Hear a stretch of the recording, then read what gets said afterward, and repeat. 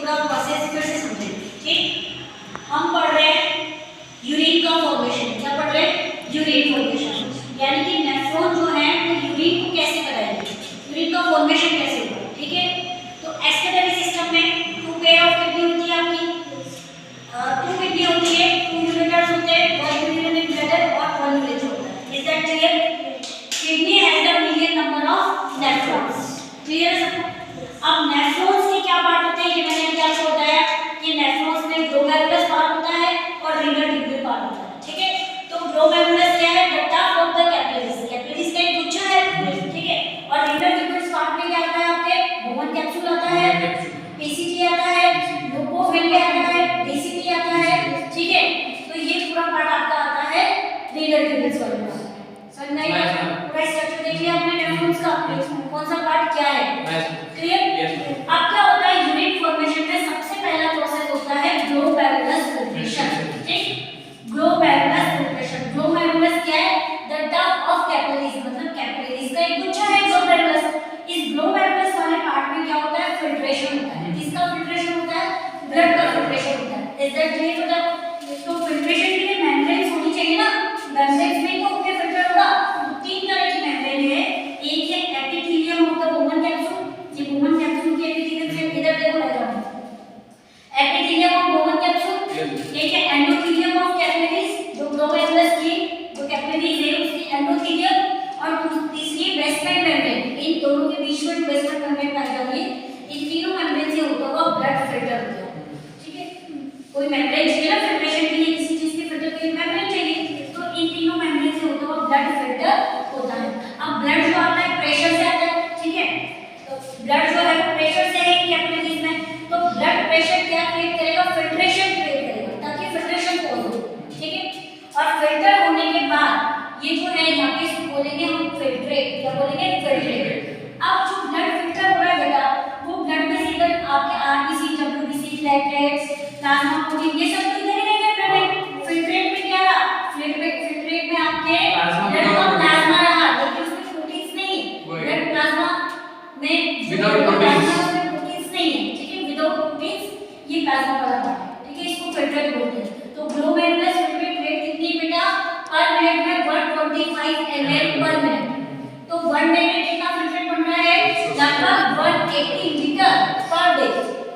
एक दिन में कितना आपके फिल्ट्रेट बन रहा है? 180 litre per day. Is that clear? Filtration समझ में आया? सिंपल सी बात है, फिल्ट्रेशन हो रहा है, वो ब्लड फिल्टर होके जा रहा है इन मेम्ब्रेन से। ठीक है, अब क्या होता है? जो एपिथेलियम सेल्स है इसकी बोवन कैप्सूल की, उनमें कई तरह की सेल्स पाई जाती है। इन सेल्स को बोलते हैं पोडोसाइट्स। क्या बोलते हैं? पोडोसाइट्स। और इनके बीच में पोर पाए जाते हैं, जिनको बोलते हैं हम स्लिट पोर्स। क्या बोलते हैं? Slit pores. जैसे कि ये बनाए थे मैंने आपको, ये देखो, ये आपकी पोडोसाइट सेल है, और इन पोडोसाइट सेल्स के बीच में क्या है बेटा? Slit pores. बोलेंगे स्लिट पोर्स। और इन स्लिट पोर्स से क्या हो रहा है? ब्लड फिल्टर हो रहा है। पोर्स है ना छोटे छोटे, तो इससे ब्लड फिल्टर हो रहा है, और ब्लड पूरा फिल्ट्रेट होके कहां पे आ गया? बोवन कैप्सूल के ल्यूमन में। ठीक है, तो ये अब इसको क्या बोलेंगे? छन्ने के बाद जो बचा उसको क्या बोलते हैं हम? फिल्ट्रेट। क्या बोलते हैं? फिल्ट्रेट। तो ग्लोमेरुलस फिल्ट्रेशन का सिंपल सा मीनिंग ये है कि ग्लोमेरुलस वाले पार्ट में ब्लड फिल्टर होना है। That's it. और फिल्ट्रेट में है क्या क्या? यानी कि ये आपका जो ब्लड है, इसमें फिल्ट्रेट में ना आरबीसी, ना डब्ल्यूबीसी, ना प्लेटलेट्स है, ना प्लाज्मा प्रोटीन है। ठीक है, तो क्या है इसमें? ब्लड प्लाज्मा है without proteins. That's it. Clear है? सबको क्लियर है? तो एक दिन में कितना फिल्ट्रेट बन रहा है? 180 लीटर पर डे। लेकिन इसमें से यूरिन, जो आपका यूरिन रिलीज होगा, यूरिन कितना रिलीज हो रहा है? 1.5 litre per day, 1.5 litre per day, जो इसका लगभग 1% पार्ट भी नहीं है, बहुत कम है। ठीक है, तो जो बोल सकते हैं हम 99% जो फिल्ट्रेट है वो रीएब्सॉर्ब हो जाएगा इस ट्यूबुलर वाले पार्ट में। 99% फिल्ट्रेट रीएब्सॉर्ब, कहां रीएब्सॉर्ब हो जाएगा? रीएब्सॉर्ब इन ट्यूबुलर पार्ट। क्लियर? सबको क्लियर है? सिंपल बात है, फिर से देख लो। ये है आपका बोवन कैप्सूल। बोवन कैप्सूल में आपके द टफ ऑफ कैपिलरीज है, जिसको ग्लोमेरुलस बोलते हैं। ग्लोमेरुलस और बोवन कैप्सूल को कंबाइन रूप से क्या बोलते हैं? मेल्टिएट कैपिलरीज। क्लियर? अब ये कई सारी कैपिलरीज का गुच्छा है ना, तो ब्लड आ रहा है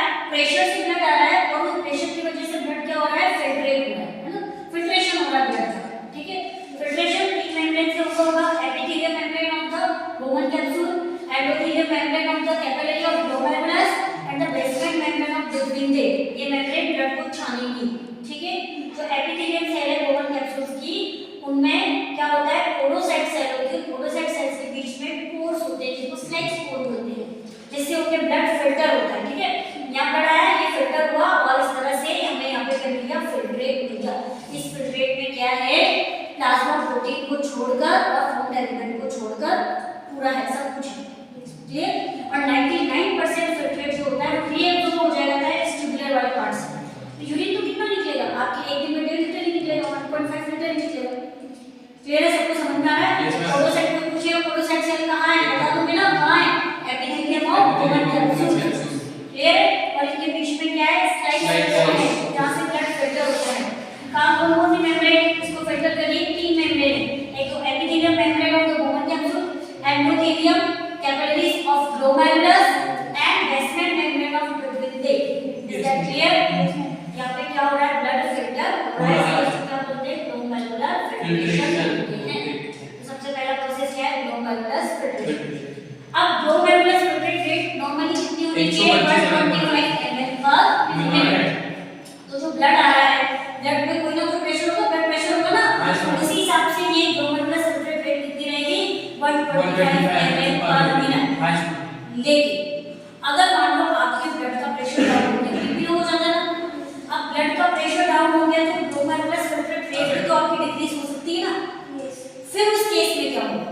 अब आपके अगर आपका बीपी डाउन हो गया, ग्लोमेरुलर फिल्ट्रेट रेट लो हो गई, तब आपके स्पेशल टाइप ऑफ एपरेटस बोलते हैं उसको बोलते हैं जक्स्टाग्लोमेरुलस एपरेटस। क्या बोलते हैं? Juxtaglomerular apparatus.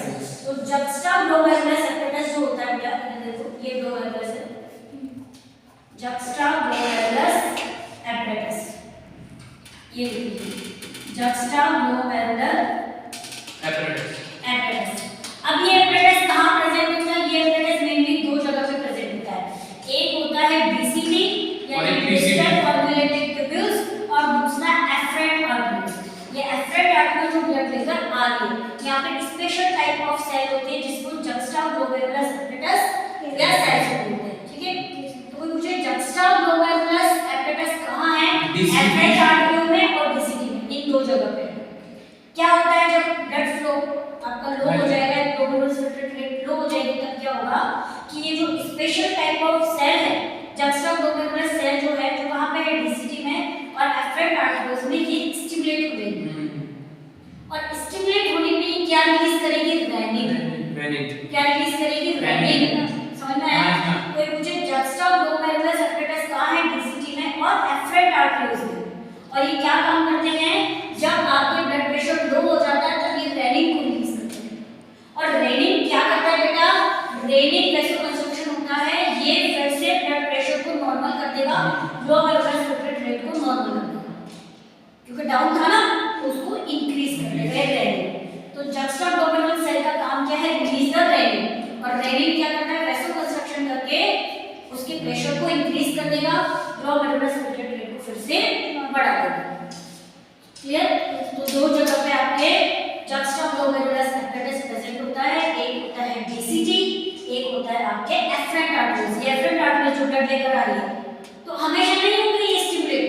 जब ब्लड प्रेशर लो हो गया है, ब्लड प्रेशर के लो होने से ग्लोमेरुलर फिल्ट्रेट रेट भी लो हो गई, 125 से कम हो गई, तब जक्स्टाग्लोमेरुलर सेल रेनिन रिलीज करेगी, और वो रेनिन जो है ब्लड के प्रेशर को फिर से इंक्रीज कर देगी, जिससे ग्लोमेरुलर फिल्ट्रेट रेट भी नॉर्मल हो जाएगी।